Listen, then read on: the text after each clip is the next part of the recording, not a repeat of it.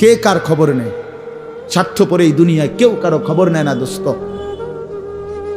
এই স্বার্থপর দুনিয়ায় কেউ খবর নেয় না। তুমি যেদিন মরে যাবা, আমি যেদিন মরে যাব, সেদিনও পৃথিবীতে সূর্য উঠবে, চাঁদ উঠবে, এই গাড়ি চলবে, সিএনজি চলবে, অটো চলবে, দোকানপাট খুলবে, ব্যস্ত মানুষ সব বাজার ব্যবসা ঠিকই চলবে, সব দৌড়াচ্ছে, শুধু আমি নিস্তব্ধ, শুধু আমি থেমে গেলাম। আমার হাত আর নড়ে না, পা আর নড়ে না, আমার আর চোখ খোলে না, আমার আর জিন্দিগির কোনো স্পন্দন নাই। এরই নাম দুনিয়া, এরই নাম দুনিয়া। বিকালবেলা যারা জানাজা পড়ছে, এই স্ত্রী ছেলে কাঁদছে সারাদিন বাপের জন্য, স্বামীর জন্য, এই মানুষগুলোই রাত্র 9টায় আবার পাশের বাড়ির থেকে রান্না করে আনছে, এরাই পেট ভরে ভাত খাইতেছে। এরই নাম দুনিয়া, এর নাম দুনিয়া, এর নাম দুনিয়া। এই মানুষগুলো তো একদিন উপাস থাকলো না, আপন সন্তান, আপন স্ত্রী। তাহলে ধোকার এই দুনিয়া কার জন্য সাজাইলাম? কার জন্য বলে? বলে কার জন্য? ইয়ালামুনা যাহিরাম মিনাল হায়াতিদ দুনিয়া ওয়া হুম আনিল আখিরাতি হুম গাফিলুন। আল্লাহ বলে, বান্দা, দুনিয়ার জীবন তো খুব বুঝলা, কিন্তু আখিরাতের ব্যাপারে গাফিল হয়ে রইলা। আমার ছেলেরা, তোমরা বলো ভাই, তোমরা যারা খোদার 365 দিনে একটা বছরে কোনোদিন ফজরের নামাজ কোনোদিন পড়ো নাই, তোমার এই পরিণতি, তোমার এই গন্তব্য শেষ কোথায়? তুমি বলো ইনসাফের সাথে, তোমার বিবেককে। প্রিয় বন্ধু, 1 মিনিটের জন্য আমি তোমার বিবেককে বললাম, তুমি বলো, সারাদিন যে উলঙ্গ ছবি দেখলা, সারা রাত যে নর্তকীর ছবি দেখলা, এরপরে তোমার গন্তব্য কোথায়? থামবা কোথায়? তুমি কোথায় গিয়ে থামবা? তোমার পরিণতি কি? তোমার টার্গেট কি? এই নাচ, এই গান, এই ছবি, এই জেনা, এই ব্যভিচার, এই মদ, এই জুয়া, এই ফেন্সিডিল, এই ইয়াবা, আরে নাফরমান, তোরে শেষ পর্যন্ত কোথায় গিয়ে থামাবে? তোরে একটা জানোয়ার ছাড়া, একটা কুকুর বিড়াল ছাড়া, একটা হাইওয়ান ছাড়া আর কিচ্ছু বানাবে না। তোরে একটা নর পশু বানায় দিবে। চরিত্রহীন মানুষ থাকে না, লম্পট কোনোদিন মানুষ হয় না। মদখোর, নেশাখোর, জুয়ারি, ফেন্সিখোর, বাবাখোর, ডাইলখোর, ইয়াবাখোর, ফুট্টাখোর, হারামখোর, ওই মানুষ থাকে না, ওই জানোয়ার হয়ে যায়। জানোয়ার, জানোয়ার হয়ে যায় বেটা, জানোয়ার হয়ে যায়। যে কপাল সেজদা দেয় না, সে কপাল, যে মানুষ মানুষ হয়ে সেজদা দেয় না, আল্লাহর কসম, আল্লাহ তাআলা কোরআনে বলছে, ইবলিস তুই সেজদা দিলি না, আজকের থেকে তুই শয়তান। এজন্য যে কপাল সেজদা দেয় না, সে মানুষ নয়, শয়তান। শয়তান বেটা, তুই বেটা শয়তান, শয়তান। এটা একটা ছোট্ট কথা আগে বুঝেন, সবাই বুঝতে ভালো। কোরআনুল কারীমের মধ্যে আছে, হযরত মূসা আলাইহিস সালামকে আল্লাহ তাআলা প্রথম যখন তুর পাহাড়ে, আমরা সবাই জানি যে আল্লাহ তাআলা মূসা আলাইহিস সালামের সাথে তুর পাহাড়ে কথা বলছেন বহুবার, মানে ওয়াহি নাজিল করছেন। আল্লাহর কথা মানেই ওয়াহি। তো প্রথমবার যখন মূসা আলাইহিস সালাম তুর পাহাড়ের ওই টিলাতে উঠলেন, তো সেখানে আল্লাহ তাআলা স্পষ্ট কোরআন শরীফে আছে, আল্লাহ তাআলা প্রথমেই বলে দিয়েছেন, ইন্নী আনা রব্বুক ফাখলা'না আলাইক। মূসা, আমি তোমার রব, আমি তোমার মহান মালিক আল্লাহ। তুমি ফাখলা'না আলাইকা, তোমার 2টা জুতা খুলে ফেলো, 2টা জুতা খুলে ফেলো। আনা আখতারতুকা, আমি তোমাকে নির্বাচিত করেছি। ফাসতামি' লিমা ইউহা, অতএব আমি যা ওয়াহি নাজিল করতেছি, বলতেছি, তা মনোযোগ দিয়ে শোনো। তাহলে এখন কি বোঝা গেল? তাফসীরের মধ্যে আছে, জুতা খুলতে বললেন কেন? প্রশ্ন হলো, জুতা খুলতে বললেন কেন? কথা বললে বলবে।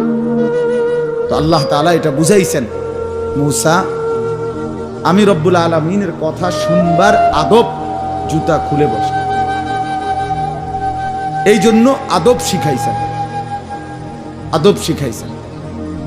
কোরআন সুন্নাহর ইলমের মধ্যে, কোরআন সুন্নাহর জ্ঞানের মধ্যে একটা জিনিস ভীষণ জরুরি, সেটা হলো আদব। 2টা জিনিস একসাথে গঠন করতে হয়। এজন্য আমাদের মাদ্রাসাগুলোতে দুই জিনিস একসাথে পড়ায়, একটা হলো ইলম আর একটা হলো আদব। এজন্য মাদ্রাসাওয়ালারা তাদের বাচ্চাদেরকে যেমন পড়ায়, তো বাচ্চার ওযু, গোসল, চলা ফেরা, উঠা বসা, কথাবার্তা, চাল চলনের দিকেও নজর রাখে, যে ছেলেটা দাঁড়াইয়া পেশাব করে কিনা, ছেলেটা টয়লেট পেপার ব্যবহার করে কিনা, দস্তরখান বিছায়া খানা খায় কিনা, বাবা মাকে সালাম দেয় কিনা, ইত্যাদি ইত্যাদি। মানে শুধু শব্দ মুখস্থ করছে, পড়া দিছে, পড়া নিছে, এটা না, তার সাথে সাথে তার জীবন গঠন হচ্ছে কিনা, আদব শিখতেছে কিনা, আখলাক শিখতেছে কিনা, এইটা হলো একই সাথে লক্ষ্য থাকে। এই জন্য হাদিসের মধ্যে আছে, আমাদের প্রিয় নবী সাল্লাল্লাহু আলাইহি ওয়াসাল্লাম বলছেন, আল্লামানি রব্বি ফাআহসানা তা'লিমি ওয়া আদ্দাবানি রব্বি ফাআহসানা তা'দীবি। এই একটি হাদিসে নবীজি দুইটা কথা বলছেন, যে আমার আল্লাহ আমাকে সর্বোত্তম ইলম জ্ঞান শিখিয়েছেন এবং আমার আল্লাহই আমাকে সর্বোত্তম আদব শিখিয়েছেন। তাহলে একই সাথে বলছে নবীজি, আল্লামানি রব্বি আদ্দাবানি রব্বি, আল্লাহই আমাকে ইলম শিখিয়েছেন, আল্লাহই আমাকে আদব শিখিয়েছেন। কেন নবীজি বাম পাও দিয়া টয়লেটে ঢুকছেন, কেন ডান পাও দিয়া মসজিদে ঢুকছেন? মনে করেন এই যে প্রতিটা নড়াচড়া, হাত্তাল হারাকাত ওয়াস সাকানাত, নবীজির প্রতিটি স্থিরতা, প্রতিটা নড়াচড়া সবটাই আল্লাহ তাআলার ফয়সালা, আল্লাহ তাআলার পক্ষ থেকে নির্ধারণ করা। তিনি সাহাবীদের সাথে পরামর্শ করছে অথবা নিজে নিজে ভাবছে যে কেমনে শুইলে ভালো হয়, কেমনে হাঁটলে ভালো হয়, না না, আল্লাহ তাআলার পক্ষ থেকে নির্ধারণ করে দেওয়া। এই জন্য বাপ, এটা জরুরি বিষয়। এটা আল্লাহর কোরআনের মজলিস, বরকতময় মজলিস। এখানে জুতা খুলে আল্লাহর কথা শুনলে বরকত হবে, এটা আদব। সবাই যারা মুসা আলাইহিস সালামের ওই ঘটনাটা জানে, কোরআন শরীফে স্পষ্ট আছে যে তখন প্রচন্ড ঠান্ডা ছিল, ভীষণ ঠান্ডা, কুয়াশা, নিচে বরফ। মুসা আলাইহিস সালামের স্ত্রী, ওই যে শোয়াইব আলাইহিস সালামের মেয়ে, যাকে তিনি 10 বছর পরে বিয়ে করে আনতেছিলেন, উনি প্রচন্ড শীতে কাঁপতেছিল। এই সময় মুসা আলাইহিস সালাম একটু আগুনের তালাশে তুর পাহাড়ের ওই টিলার মধ্যে উঠছিলেন। স্ত্রীকে বলছে, ইন্নী আনাস্তু নারা, আমি একটু আগুন তালাশ করে আনি, যদি আগুনটা আনতে পারি তাহলে আগুনের মধ্যে যদি তোমার শরীরে একটু সেঁক দাও, তাহলে গরমটা আর শীতটা একটু কম লাগবে। মানে সে শীতকালে আগুন দিয়ে আগের দিনে খুব ছিল, তাহলে বোঝা গেল এত ঠান্ডা, এত প্রচণ্ড শীতে যে কাঁপতেছে। কিন্তু এরপরেও আল্লাহ তাআলা বললেন, আগে জুতা খোলো। অথচ এই ঠান্ডার মধ্যে জুতা না খুললে ভালো ছিল, কিন্তু এরপরও আল্লাহর কথা শুনবার আদব, জুতা খুলে শুন। হাদিসের মধ্যে কথা স্পষ্ট আছে, আল্লাহর নবী সাল্লাল্লাহু আলাইহি ওয়াসাল্লাম কখনোই খাবার জুতা পরিহিত অবস্থায় খাইতেন না। জুতা পায়ে কখনোই তিনি খাবার খাইতেন না, বরং জুতা খুলে পিঠ সোজা রাইখা, মাথা নিচের দিকে নোয়াইয়া, 2 হাঁটু উপরের দিকে তুলে বিনয়ের সাথে আল্লাহর নবী সাল্লাল্লাহু আলাইহি ওয়াসাল্লাম খাবার গ্রহণ করতেন। নবীজি নিজে বলতেন, আকুলু কামা ইয়াকুলুল আবদ, একজন গোলাম তার মনিবের সামনে যেরকম বিনয়ের সাথে খানা খায়, আমি আমার মহান আল্লাহ পাকের সামনে এভাবে খানা খাই। ভাইয়া, আদব, আদব অনেক বড় জিনিস। আল আদাবু খাইরুন কুল্লু, আদব পুরাটাই কল্যাণ। রাসূলুল্লাহ সাল্লাল্লাহু আলাইহি ওয়াসাল্লাম বলছেন, মা নাহালা ওয়ালিদুন ওয়ালাদাহু মিন নুহলিন মিন আদাবিন হাসান। তোমরা তো বাংলাটা বুঝলা না, জুতা যেহেতু খুলবা না ভাই, তো বাইরে চলে যাও।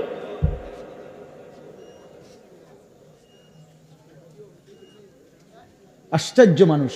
না না, অনেকের আছে গাদ্দারি স্বভাব, যে আমি যেমনি আছি এমনি শুনবো। এটা সিধা করতে হবে। জিন্দেগি যদি সোজাই না হয় তো বললাম কারে, বললাম কাকে? শুধুই কেবল ভাইয়া শুনলাম একজনের পরিচিতি আছে, একজনের জনপ্রিয়তা আছে, একজনের সুর আছে, একজনের টান আছে, একজনের জোরে গলার আওয়াজ আছে। তো এই কারণে জড়লাম। কি ফায়দা এতে ভাই? কথা বোঝেন নাই? আমারে মনে করেন 1 কোটি মানুষ চিনে, তো আপনার লাভ কি? আমারে 10 কোটি মানুষ চিনে, সারা পৃথিবী চিনে, তো আমারে চিনলে তোমার লাভ কি? মিয়া তুমি কি বদলাইলা, এটা না দেখার বিষয়।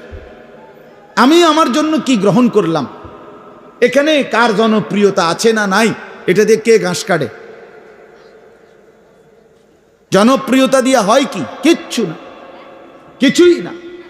পৃথিবীর জনপ্রিয় অজনপ্রিয় সব মানুষই ভাত খায়, তো আর জনপ্রিয়তার আলাদা ভ্যালু কি? ঘুম যায়, পেশাব পায়খানা করে, তো আর এনে কি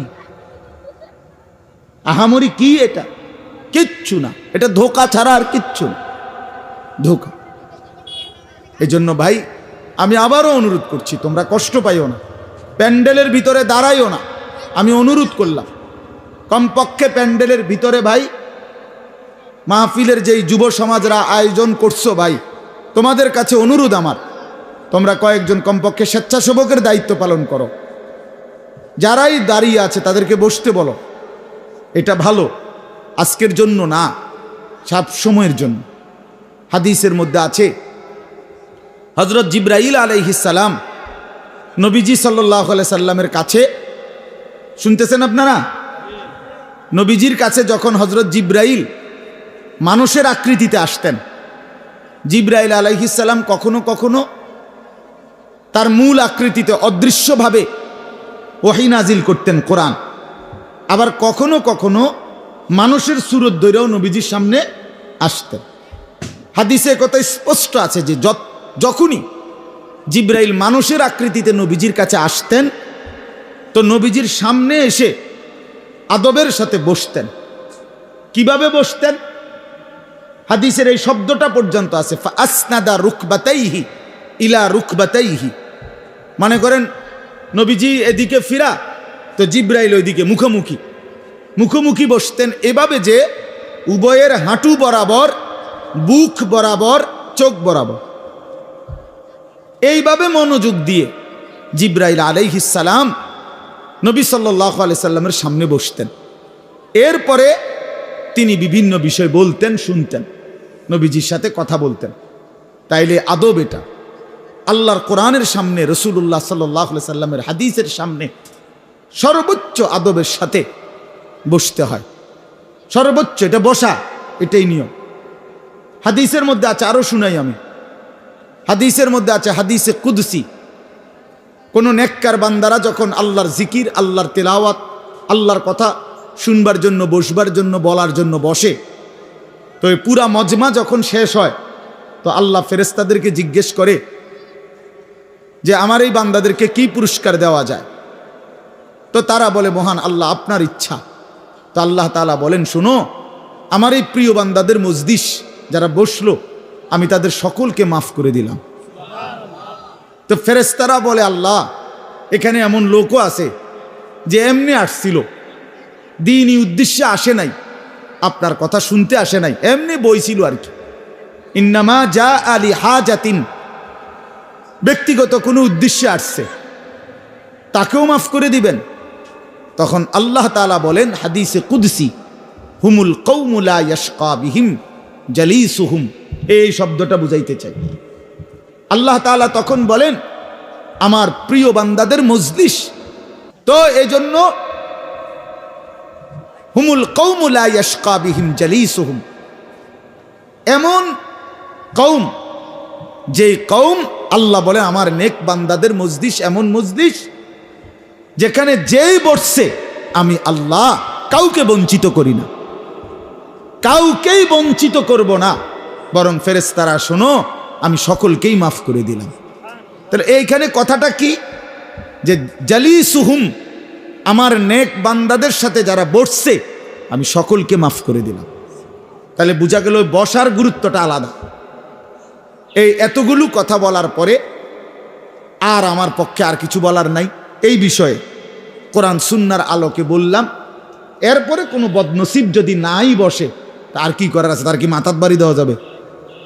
কথা বুঝছেন না? কাজেই এরপরে কোনো দুর্ভাগা না বসলে ঠিক আছে। ইসরাফিলের ফু যেদিন দিবে সেদিনও বহু মানুষ গাফেল থাকবে। হাদিসে আছে ইসরাফিলের ফু হবে, পৃথিবীতে ভূমিকম্প শুরু হবে, জমিন কাঁপতে শুরু করবে, আসমান ভাঙতে শুরু করবে, তখনও গাফলতের মধ্যে বহু মানুষ থাকবে। এই অবস্থাতেই মৃত্যু হবে, এই অবস্থাতেই হাসর হবে। কাজেই গাফেল থাকবেই, গাফেল থাকবেই। এই জন্য আল্লাহ তাআলা আমাদের প্রত্যেককে আল্লাহর কথা, কোরআন সুন্নাহর কথা মনোযোগ দিয়ে আন্তরিকতা নিয়ে শুনবার তৌফিক দান করেন।